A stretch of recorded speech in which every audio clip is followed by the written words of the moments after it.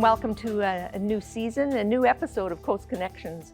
It's our very first one of 2025, and with us is Jessica Durling from the Nanaimo News Bulletin, and she is the wildlife expert there. We're going to be counting down the top 10 animal stories that Jessica sought out in the past year. I think you're going to have fun with this. Welcome, Jessica, to Coast Connections. Thanks, it's a pleasure to be here. Very nice, and I understand you made your way to Nanaimo via Nova Scotia, Ontario, Saskatchewan, Manitoba, and now on Vancouver Island. Not Manitoba. Not Manitoba. A couple times in Saskatchewan, though. Okay, a double Saskatchewan. So welcome to the island. You've been here on the island since April, and you've been sussing out a lot of interesting stories about our four-footed friends and others as well. So the first one that we're going to talk about is your number 10 pick, and what I called is the sheep shearing for seniors. The shepherd and the sheep shearing seniors, something like that. I've never been to a sheep shearing before, Yeah. and that was the case for some of her neighbors there as well that came out specifically to watch a sheep shearing, because there aren't many sheep herders left on the island, especially in Nanaimo, where it's kind of a dying art locally. So it was a big community event, which made it so cool to get to be there, to get to witness this going on. And at the end, she even handed me a handful of wool, which I still have on my desk from her flock. So that is a little keepsake. How lovely. And the farmer here is Deborah Weintick, and she's 75 years old. And she and her husband have been farming there since the 70s. And her husband, Don, passed away earlier this year. So this was a tough year for her. And everybody came together to help her with this project, including the sheep shearer, which was also a woman, a 57-year-old. So these are a couple of well-seasoned women who led this shearing. They know their stuff. Mm-hmm. The shearer was an expert in her field for sure, and you could just tell just by seeing her, as the pictures illustrate, she was able to handle that sheep, to get it perfectly in position herself in ways I can't even imagine trying to hold down a sheep. As it's confused, it doesn't understand exactly what's going on, and she has to keep it calm and keep it steady so it doesn't hurt itself as she helps getting that wool off its body, right? Mm-hmm. So it's certainly an interesting experience. And quite an art, too. I mean, this isn't New Zealand. We don't have a lot of sheep around here. And she is also looks at this as a very holistic lifestyle that she's been living. And she just loves farming and the activity that it gives her in terms of the fencing, the taking care of the animals. I think she said they used to have 100 sheep, and now they're down to about 4 or 5. I could see it being a lot of work, but at the same time, I can see the work being good. Getting that exercise, getting outside, being around animals. Mm-hmm. And it is a dying art locally, and it is such a shame because it really is, I could see, good for the soul. Yes, absolutely. One thing that I was surprised to learn about sheep, when you look at a sheep's eyes, they kind of look a little bit different. They have panoramic vision. Like we only have 180 degrees, and they have about 340 degrees vision. So a sheep can be sort of looking straight ahead, but she's seeing a whole lot more than we are. Isn't that fascinating? It is. I've never considered that. I've always tried to make sure I'm approaching an animal like a sheep in their view, but apparently I don't need to be so careful around sheep in the future. No need to be so sheepish. There you go. So number 9 is an army of toadlets taking their annual trek. Like, these toadlets in masses are migrating. Tell us about this. Well, I knew nothing about toadlets before this article. Doug Fraser with Nature Nanaimo explained it to me. There's a quote early in the article that I absolutely adored about just basically saying how amazing those little toadlets are and how important they are to the local community and local ecosystem. But when you combine modern technology and things like cars, it can create a whole different threat for these creatures that only 1% of them or so will actually make it to adulthood. They have this tactic where they move called predator swarming, I believe, and where they all move at once in a giant swarm. So that way predators will attack them, but will only get a certain percentage of them, and the rest will make it and survive. But then you have roadways where cars will go back and forth and run them over, and that could be detrimental to a species like that. So it's just a little PSA cautionary piece around the time of the year that these toadlets are migrating, to let people know if they see a strange moving swarm in the road and they don't know what it is, maybe just slow down, let the swarm sort of glide its way over, and then keep on going, because they're just doing their thing. They're just trying to survive. Just take a second and give them that helping hand. Yeah. And so they're obviously born in ponds, and then they migrate into the forest. So they live the rest of their life in the forest and then come back to the pond to breed and have their babies. So it's a cycle. So their annual trek. And that's, I think, early spring that happens. But it would be very cool to see these toads en masse like that. I can't imagine. When you told me this, my first thought was, whoa, when does this happen? Where does this happen? Yeah. How can I go and get some photos myself? And he explained it's kind of a difficult thing to predict the exact time, because they go on their own pace. They don't exactly have a schedule of like an event pinned down, come all, and it's just specifically within these few week period, these 2 months, July and August, I believe it is, that these toadlets cross. And if you're lucky enough to see them, it's a great experience to see, but you can't just camp out and wait for it to happen. So someday while I'm living on the island, I really hope for the opportunity to see it for myself, to snap a whole bunch of photos. Yeah. But fingers crossed that day will come. Yeah. And these little babies, I mean, they look just like the adults, except they're just miniature versions of that. So seeing those all clumped together like that would just be so fascinating. Plus they have the little tail at a certain stage there too, so they're frogs, but just super tiny and with just a little bitty tadpole tail. Yeah, I wonder if they're very loud when they're going across. And also on the trails in the forest too, you know, people riding their bikes need to be careful of them. And when you're walking, if you see the earth starting to move, it really is. I mean, if you don't know what's going on, I could almost imagine it being a little scary if you're out for a walk, you know, minding your own business, you're out alone on a trail, then suddenly you see a swarm of something that you can't quite make out going towards you. Yeah. I'd be a little afraid. Totally. So be careful around the toads. For their safety. For their safety. We don't want them to croak. Sorry. Baby bats abounding in very strange places, and many of them last summer. Bats made it twice on this list, and I'm even wearing my bat earrings. Look at you. I absolutely love bats.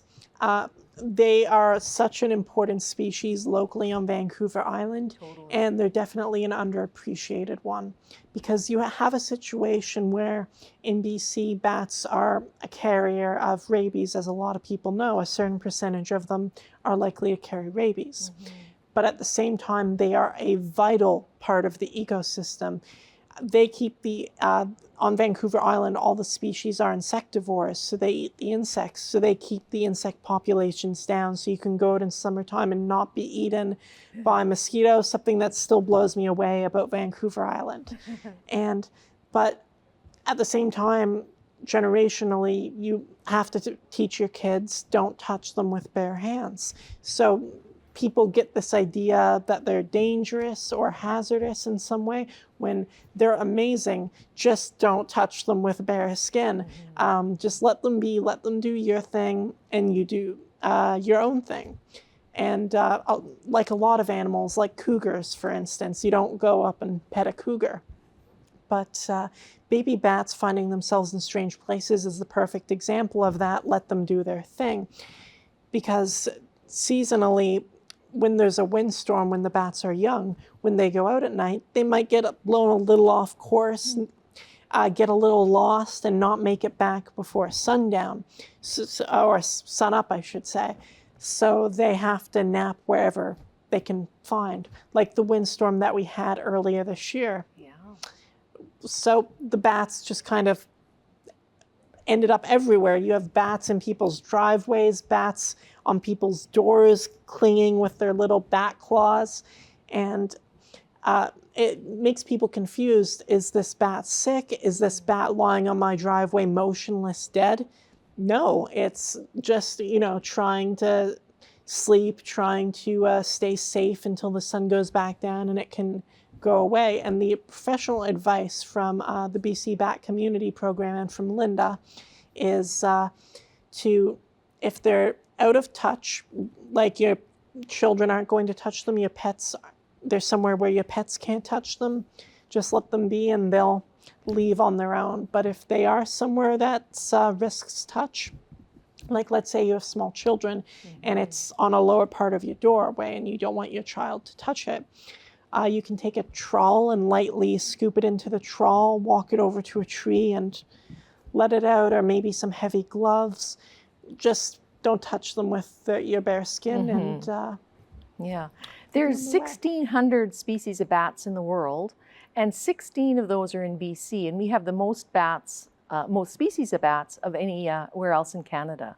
So there are superheroes of the night, and they're wonderful, wonderful pollinators. So we want to do everything that we can to preserve them and protect them. Absolutely, although insectivores here, which are just as important as pollinators, if you don't want to get eaten alive by mosquitoes the second you step out of your door. Yeah, like some other places in Canada. Now this next one, this is really interesting. This is the bush-tit bird, and it's the ID project, identification project that took flight earlier this year. Tell us about these amazing bush-tits. I've never heard of them. The title for identifying the sex of bush-tits was part of the reason it probably got added to the list as high as it did. A bit of my own juvenile humor there, but it's a fascinating project. You have a species of bird that it's debated how to identify their sex, and this is useful with population numbers and just understanding the small species of songbird. And then you have a researcher at VIU, obviously, bringing this to the test, doing genetic testing to see if conventional methods are all that accurate for determining, because eye color is one where their color changes as they get older, or it's believed to have changed, but it's also considered a method of identifying sex where that can get a little confusing. So she was taking DNA samples. There's a picture here of the netting that was put up, and she's delicately taking the little bush tit out of the netting to get some DNA out of a couple of tail feathers. That's very delicate work. It is, and it was run at the BC VIU bird banding site near Buttertubs Marsh, and they only let trained professionals who actually got the training to do this because it is very delicate work. Yeah. Birds have tremendously delicate bones. So I tagged along. It was 4 a.m.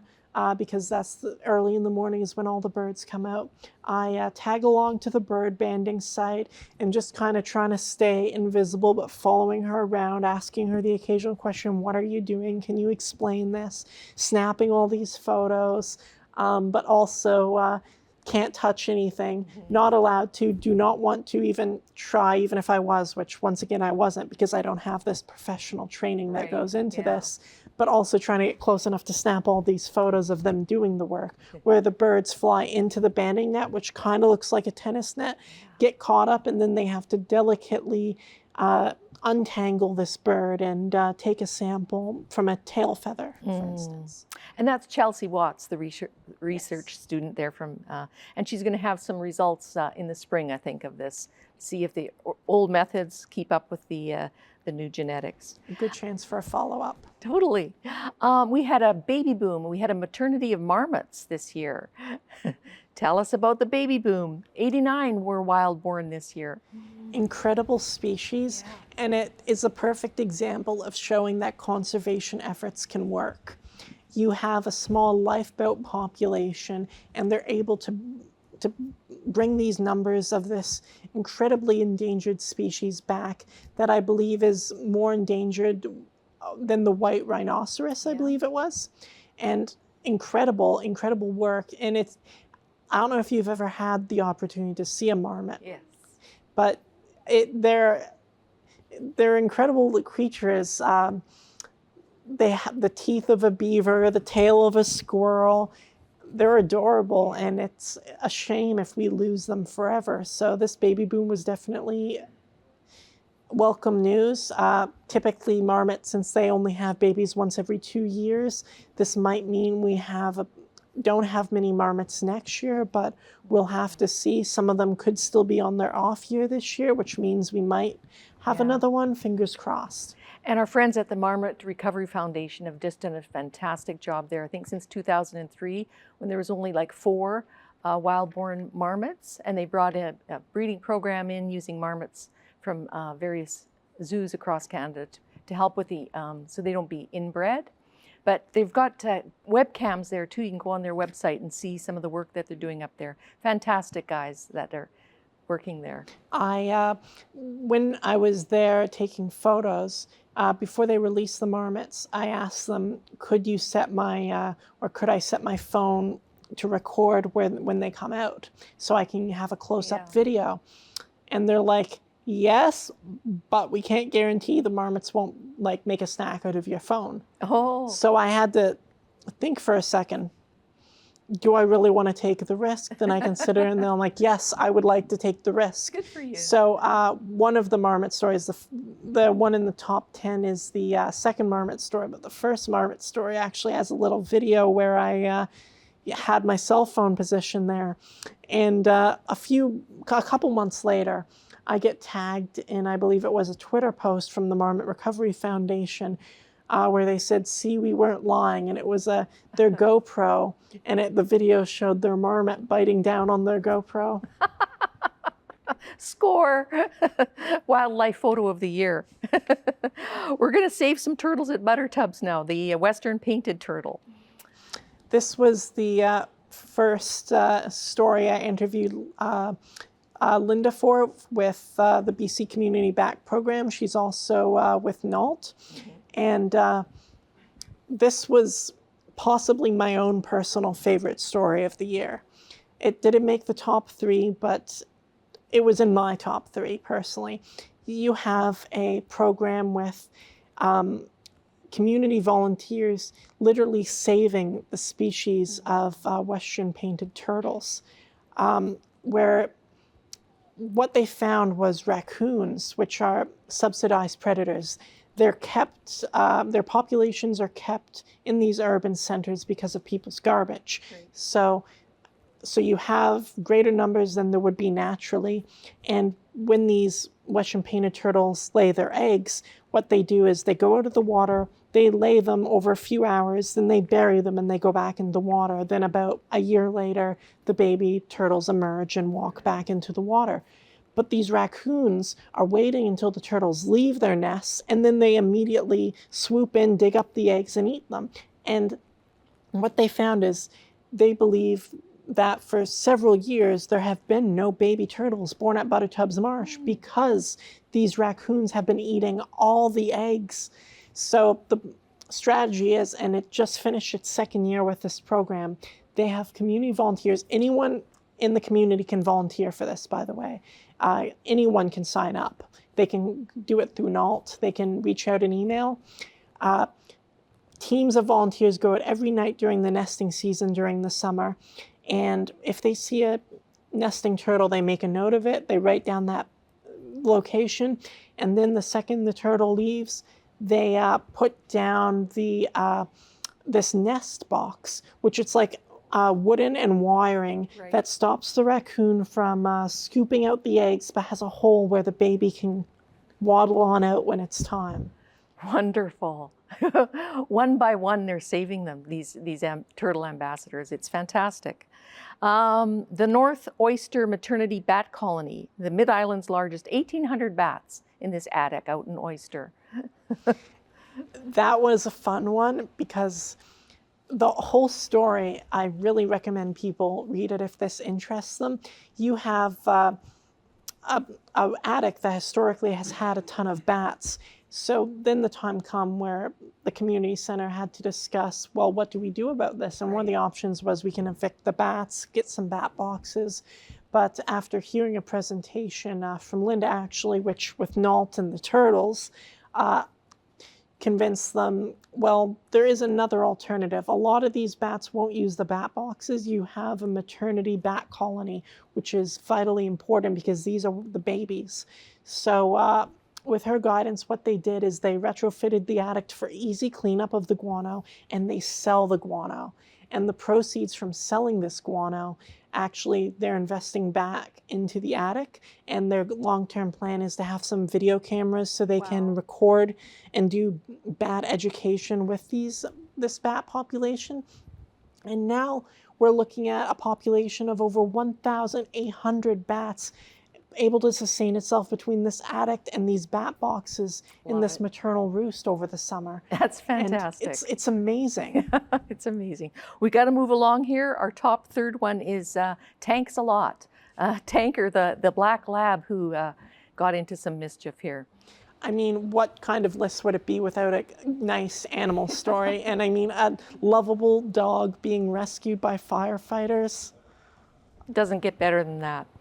No, in some heavy duty equipment, and they had to actually get a welder in there to get poor Tank out because he was chasing a rabbit into this huge piece of equipment that they actually used on the Lionsgate Bridge as some bridge maintenance. He managed to get in there and they untangled him successfully. A cautionary story for dogs everywhere. Don't chase the rabbits. Yeah. And to the firefighters at Cranberry, he said, "Tanks a lot."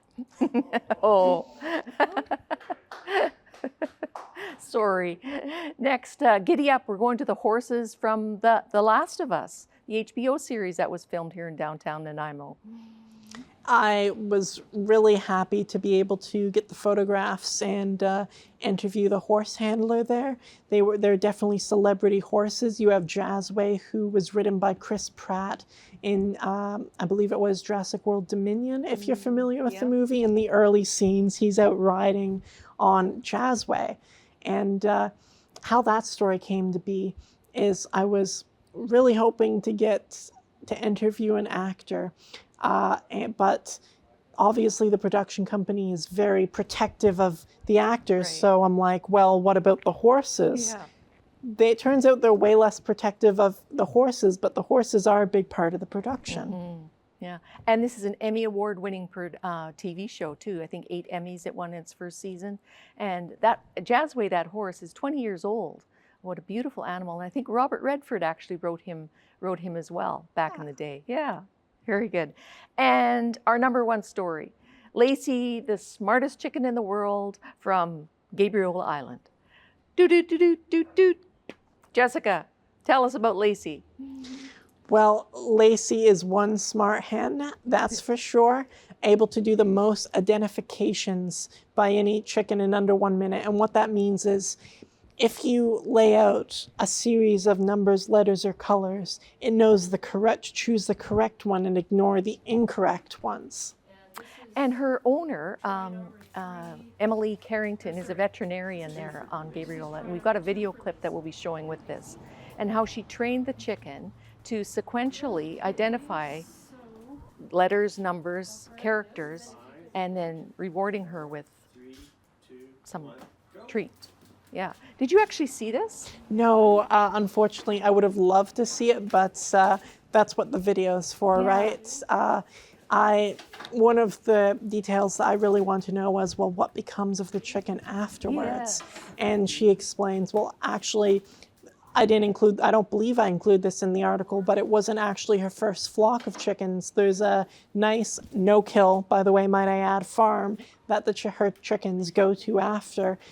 where there's some roosters, they can swoon and they can live the nice chicken life after they've completed their accomplishments. So currently Lacey's with her sisters at that ranch, and she told me her previous chickens, the second they were gone, they were socializing with the other chickens, and they were done with her.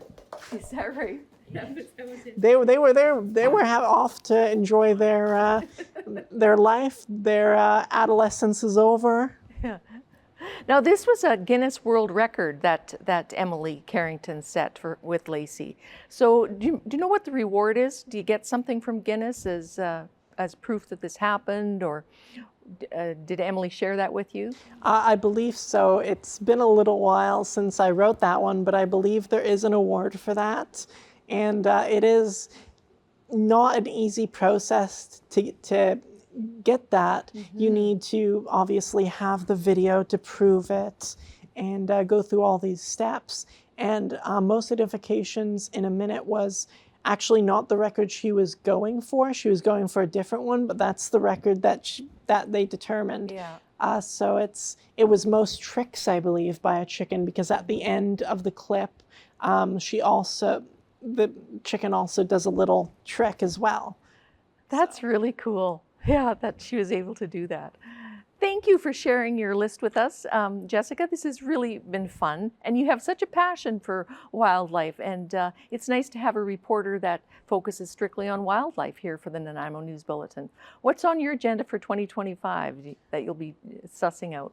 Well, I've already written one that my editor thinks will be one of the up-and-coming top 10 animal stories about a rescued, after being stolen, Maltese. So that's a nice, heartwarming story. I wasn't the journalist that broke that story, but it was nice to get to meet this nice senior dog and give him lots of pets. Wonderful. Well, we wish you every success here in 2025. Thank you for sharing these stories with us. We'll have you back in January 2026. Look forward to it. Thanks, Jessica.